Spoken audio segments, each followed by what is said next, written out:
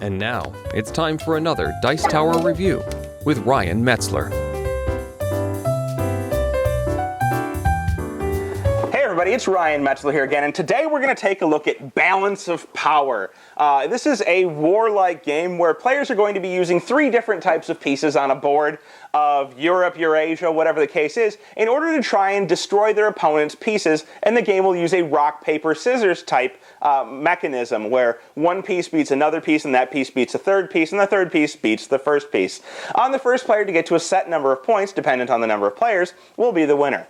The game plays anywhere from 2 to 6 players. I'm going to show you how it plays with 3 players, and you can extrapolate from there how it will play with more or less. But real quick, why don't we open up the box and see what it comes with and how the game plays, and then I'll come back here and I'll give you my final opinions on Balance of Power. So here you can see the board for Balance of Power. Now I've only set this up for a 3-player game, but I think from the 3-player game you'll get the gist of things. And I'm sorry that the board doesn't fit better in here, but this is a huge board. And as you can see, it's very beautifully colored and well laid out. We have 3 players set up on the board. We have one here in the center, we have red. We have one here in Germany that is yellow. And we have one over here in St. Petersburg or in Russia that is orange. The colors on the board don't necessarily correspond to the player colors, but this is essentially a war game in which you're trying to use a rock, paper, scissors mechanic in order to take over the most area and get to a certain number of points first. So, the number of points you need to win the game is going to change, and it's all laid out on this little card here. With 3 players, you're going to need 27 points to win. The way you're going to score these points is by having your generals and your people controlling different areas. So if you have the piece majority, or not really majority, but if you're the only person in an area, you control that area. So right now we'll see that yellow controls an area, red controls 4 areas, and orange controls 1 area. Now, in addition to this, you get bonus points for controlling capital cities. So you'll see that Berlin here is the capital city of Germany. And for controlling that, you're going to get extra points. It's going to be 1 point for the area itself and 3 points for having a king, a general, and a banker in that area. So this is a 4-point area right now. And we have 4 points here and 4 points here. Red starting the game with 7 points and each other player starting with 4. The reason red has extra points is that they're the first player and they get to place some extra units on the board at the beginning of the game. I'm not entirely sure why, but that doesn't really matter. I guess because everybody else gets to respond to their actions. Now, as I said, this game works on a rock, paper, scissors mechanic, where when you fight, kings beat bankers, bankers beat generals, and generals beat kings. I know it's going to be a little hard to see, but if you look there, you can see the rock, paper, scissors mechanic of who beats who. And on your turn, you get 1 action with your kings, 1 action with your generals, and 1 action with your bankers. Unless you control an entire country, at which point you can get a 4th action to use on any one of those 3 things. Now these actions are one of 3 types. You can move, so I could use my king action to move my king over here into Russia, or into the USSR, or whatever you want to call it at the time, into the red region here. So I can move my king, and now instead of controlling this region, I would control this region.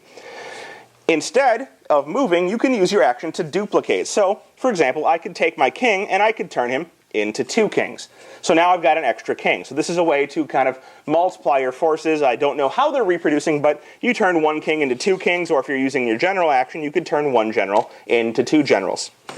The third type of action you have is to attack, and the way attacking works is you simply move into a region with your opponent's units. So at the beginning, of course, you're not right next to each other, but eventually through moving and duplicating and moving some more, you're going to end up with situations where, for example, you have units right next to your opponent's units. So we'll say that this general is next to this opponent's capital city. And he decides that he's going to attack the opponent's capital city, going in and trying to take out his king. So he would be able to move and attack, and this is the only action that's kind of a duplicate. When you attack, you may move and attack. So he moves in, and he attacks, and he automatically removes the king as generals defeat kings. Now, if there are multiple kings, he wouldn't remove multiples, he'd only remove 1, but by moving in here, he can take out the king. If instead a king had moved in, the king would take out a banker. If a banker had moved in, the banker would take out a general. You get the idea. It's a generic rock, paper, scissors mechanic. And after you've taken your 1 action of each type, king, banker, and general, either moving a king or moving a general, moving a banker, duplicating them, or attacking, it's going to move on to the next person's turn. And they're going to do the same thing. Take an action with kings, take an action with generals, take an action with bankers. Not necessarily in that order. Now, as I said, the goal is to try and get to a certain number of points. In a 3-player game, 27 points. The neutral areas don't count as your opponent's areas. They don't have anybody fighting them, but you can kind of use them as you see fit. Now, once you get to 27 points, you're going to do so by, of course, controlling different regions. So right now, this player would have 1, 2, 3, 4, 5 points because they moved their general out of the capital city, which takes away the 3 points they get for having all 3 types in one city. If you manage to get into your opponent's capital city with 1 of each type, that's going to be an extra 3 points. So if you move all the way over here and you've got 3 in your opponent's capital city and 3 in your capital city, we now have 4 points here and 4 points here is 8. Plus 1 more is 9, and nobody over here has any points because we've managed to negate their bonus for having all 3 types in the capital city, and they don't control that region. As I said, the first player to get to the maximum number of points needed, in this case 27, is going to be the winner through using all of these different types of actions and moving around and trying to eliminate their opponents. Well, there you have it. That is Balance of Power, a game that I've had on my shelf for quite some time, primarily because I had a little bit of trouble drumming up the interest in order to get people to play it. It is a Risk-like game. Of course, you're moving pieces around a board, trying to establish dominance in areas, and the more dominant you are in specific areas, the more actions you'll get in order to move guys around the board. And you have 3 different types of pieces, which of course sounds very interesting. Now, I broke my rule of never really watching other reviews because after I played this game, I didn't really understand if maybe I was missing something. Maybe the game had more to it than I thought it did. And I went and watched the Miami Dice episode with I think it was Sam and Tom, and they were discussing this game. And they were talking about how balanced it was, and that it was perhaps too balanced, and that it felt like they had taken Risk, removed all of the dice, and made it into chess Risk, that this was Risk for chess players.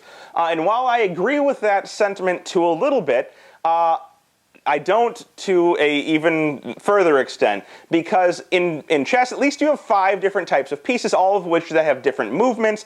You can move diagonally, you can move in an L shape, you can move backwards and forwards and further or less far, and there's all types of different movement variations. In this game, you have 3 different types of pieces that all move 1 space apiece. And with that, you end up in a lot of situations, which, of course, they also said, where you end up in a standoff. I have this piece that can kill your piece, but if I do that, you'll kill my piece, and then I'll kill your piece, and this third person will come and kill that piece. And all of the pieces are just too well balanced. You need situations where you can move further. You need situations where your pieces can do something awesome and move across the board and wipe out an entire army, or whatever the case may be. There's just not enough variance, and there's too much balance in the game.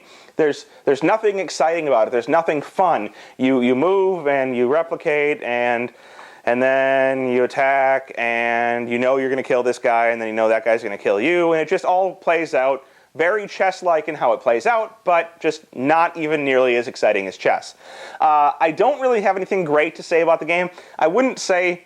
No, I would say it's a bad game. It's not good. It's not fun, and that's the problem. There's no fun in this game. The game is very well balanced. I think that they did a great job in doing that, and the name of the game is very apt. I just don't see how it's going to come to the table a lot and how it's going to be enjoyable to play. Nonetheless, if it sounds interesting to you, you can be sure to check the game out. It's from Catalyst Games. That is Balance of Power. Thanks so much for watching the Dice Tower videos. Find more great videos and reviews, as well as our top-rated audio podcast at Dicetower.com. You can also find other great shows at Dicetowernetwork.com. I'm Eric Summerer, and you've been watching The Dice Tower. The Dice Tower is sponsored by Cool Stuff Inc., where you can find great games for great prices. Cool stuff in stock. Check them out at CoolStuffInc.com.